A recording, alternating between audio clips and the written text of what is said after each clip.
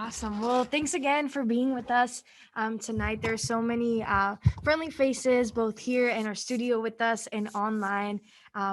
I am so honored to be able to speak with Munira Muhammad tonight, and I'm just excited. We haven't officially met yet, but I was in with that celebration that you guys had last Friday, and I'm just really excited to be able to get back to talk with you and hopefully be able to have some good conversation here tonight. So if you want to go ahead, I know we did some minor introductions, but just explain a little bit about what you do with the ACLU and how you played a role maybe also with the coalition as well. Yeah, absolutely. Thank you, Eugene. And thank you to everyone here, including Erin McCain, for inviting me.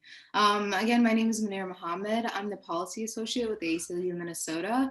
And I've just started there. I've been there for a year. And a lot of my work has been focused at the city council. And we've kind of put together this coalition that's devoted to surveillance advocacy. It's called PostMe, Public Oversight of Surveillance Technology and Military Equipment.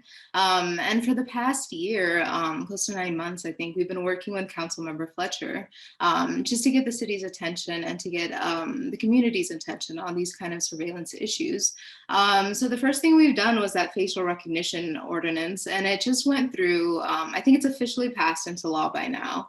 And then it passed by the council last week. And Erin is right, it was kind of a sad celebration. So this will definitely add to, my feeling of just winning at that one project. But yeah, that's my background. Yeah, and it's nice to be here. Yeah, congratulations once again. So we're gonna go ahead and get started talking about your journey. So why did you start to care about race and technology? Where did that kind of start? I know you talked about with the PostMe coalition, aging back to maybe about 9 months, but I'm sure that there was some of that boiling before that. So what does your journey look like with race and technology? Well, actually, Ajini, you kind of assumed that I cared about all these things before, and I'm not sure that I did, to be quite Oh, honest. Like a lot of the and I can explain, a lot of the population like kind of just doesn't think about surveillance, right? yeah. I thought about police reform a ton, like growing up Black immigrant in Minneapolis, there's no way not to think about it. But I never really thought about surveillance at like the aspect of that, or just even military equipment or the tools that the police use, right? Mhm. And with this coalition, the things we've been trying to drive home is that the tools that the police use should be just as scrutinized as the officers themselves, that it's not just enough to take officers off the street. The whole internal structure is problematic, right?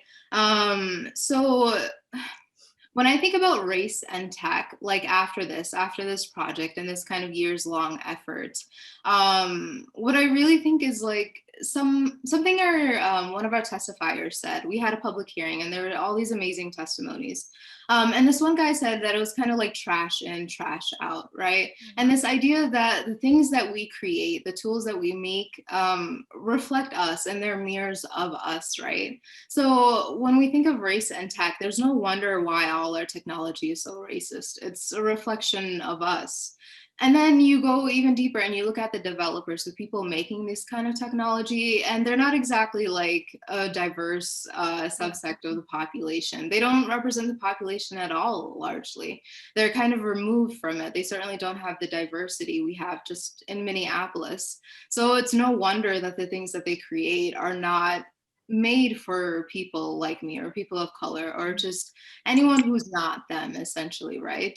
And then I think the third thing when I think about like race and tech, right, and the things that I've learned from this coalition and this push to ban facial recognition is that like a lot of our technology is kind of it's meant to solve our problems, right? It's meant to make things easier for us or just solve problems. And a lot of the social problems we have, things like poverty, crime, violence, these are all things that disproportionately affect people of color, right? So a lot of our technology is just targeted at them constantly because there's this kind of overlapping, and then we conflate that. There's this conflation that the problems equal the tech in a way. So once we have like these racist technologies, they're kind of targeted towards communities of color just by happenstance, because that's where all of our social ills are, because we've structurally made a country and kind of an economy and a system Hmm. and all these things that really harm communities of color because it was never really designed for them. So it's Yeah. kind of this like mesh of like interwoven things. But yeah, that's kind of what I've learned from this.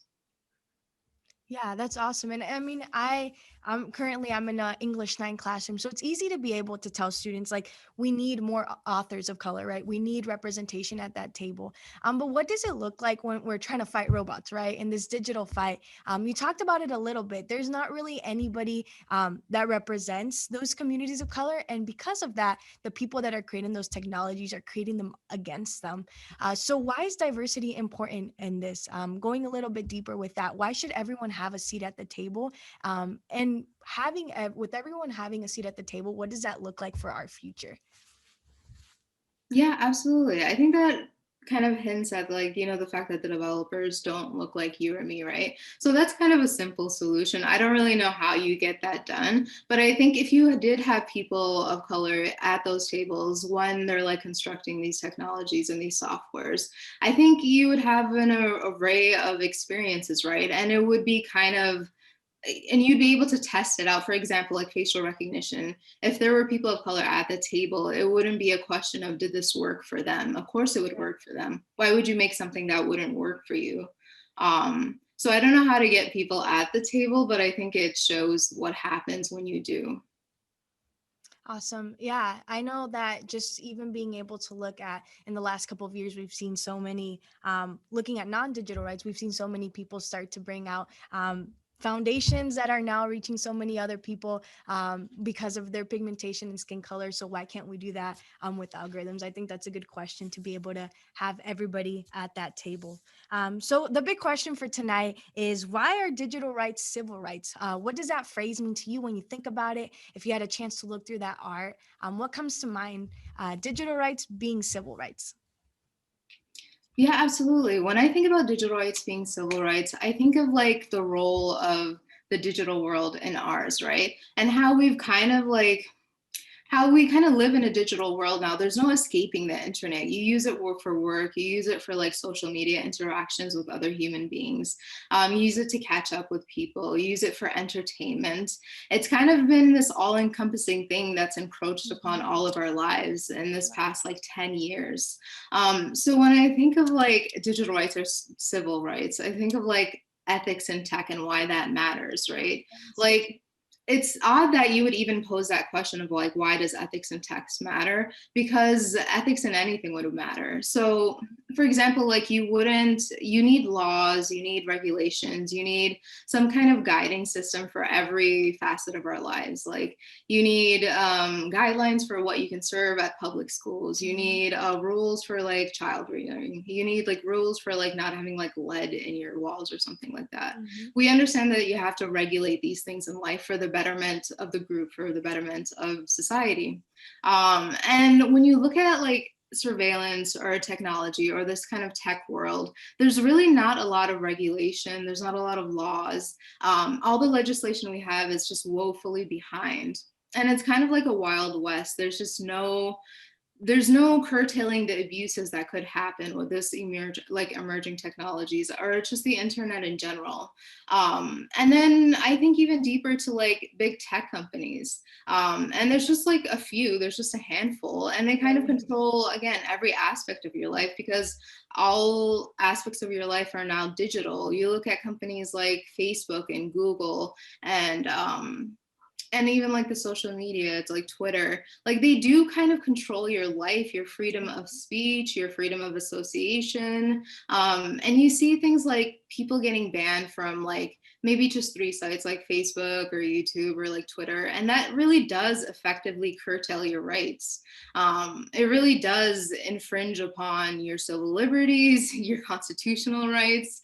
These tech companies, by just entering every like aspect of your life, can kind of like present these chokeholds where you can't be a full person, where you can't really live a dignified life either. So when we say like civil rights or digital rights, or digital rights or civil rights, I think that's a very appropriate statement. If our lives are now on the internet, if our lives are now even more digital than, they were 10 years ago, it would make sense that we should have some kind of guiding principles or laws or civil rights protections. Yeah, yeah. And I think you said that wonderfully. Well, I'm really glad that you can join us tonight. I know we're going to be connecting back in a little bit. But once again, congratulations. And I look forward to hearing more of what you have to say later on. So thank you.